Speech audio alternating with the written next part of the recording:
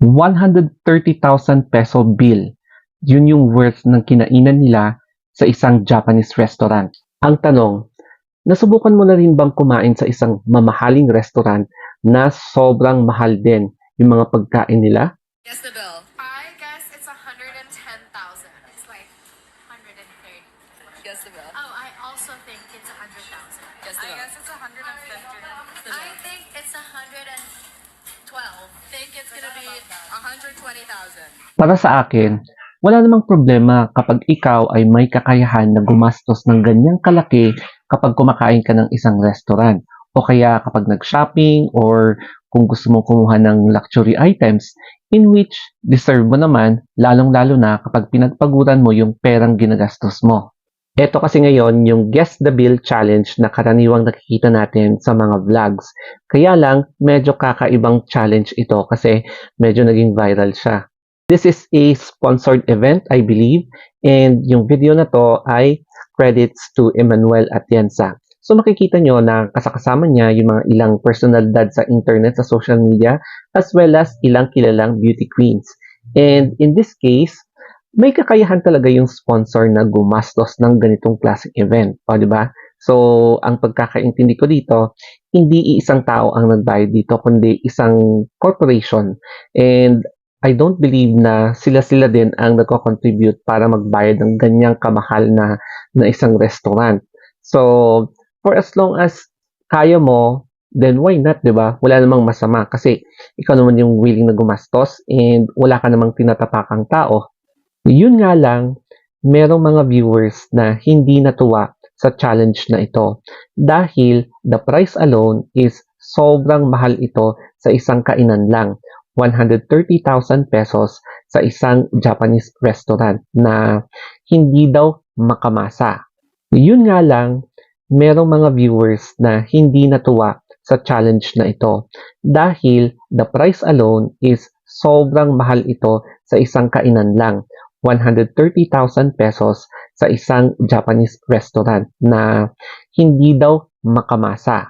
Yung ibang aggressive na nagko-comment, parang tinuturing nila na gumawa sila ng napakalaking kasalanan na parang isang kriminal daw na dapat daw sila makulong kasi saan daw nang galing yung ipinagbayad nilang 130,000 pesos sa isang Japanese restaurant na pagkamahal-mahal. At may imagine mo na ganito yung mga facial reaction nila.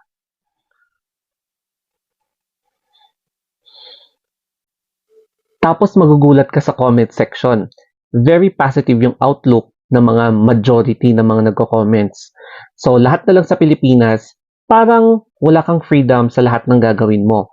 Hahanapan ka talaga ng mali, ng mga magagaling. Mahirap lang kami, pero hindi naman ako affected dyan sa bill. Mag-enjoy kayo kasi naghahanap buhay naman kayo. Hindi naman yan araw-araw. So deserve nila, di ba? And then yung ito pa, we have no right to question someone's expenses or how they use their money. Lalo na kapag di mo pera ang ginamit mo, ano naman ngayon, if they spend that much, kasalanan ba nila if some people are struggling nowadays? I think they work hard for it naman siguro. If not, the credits to their parents na who work harder para maibigay yung luho nila. Hindi nila kasalanan na maraming naghihirap. Isisi mo sa ekonomiya. Yung bigas dati, 23 kilos. Pa ngayon, Diyos me, kahit NFA rice, ang mahal na. In short, don't cause a scene if it's not worth to tackle with. Ito naman yung aking personal experience. Pero sana wag nyo akong i-bash siya. Nung unang pasok ko sa ospital, kaka-receive ko yung first sweldo ko. And syempre, ang saya-saya ko nun, no? And gusto kong i-treat yung family ko. So, pumunta kami sa Baguio and naghanap kami ng kakaibang restaurant. So, dinadaan-daanan namin itong restaurant na to sa malapit sa Nevada Square. And nakita ko yung Mario's. So, sabi ko, try natin itong Mario's. Then, ang reaction nila is lumaki yung mata nila. Syempre, ako naman, bakit anong sa Mario's na yan? So, trinay talaga namin. And then, nung paglapag namin sa loob, para yung vibes niya is, wow, parang there is a social vibe. And then, sa pagka-plating, but ang daming plates, ang daming condiments, mga ganyan. So, alam ko na, gets ko na. Medyo fine dining ang eksena niya.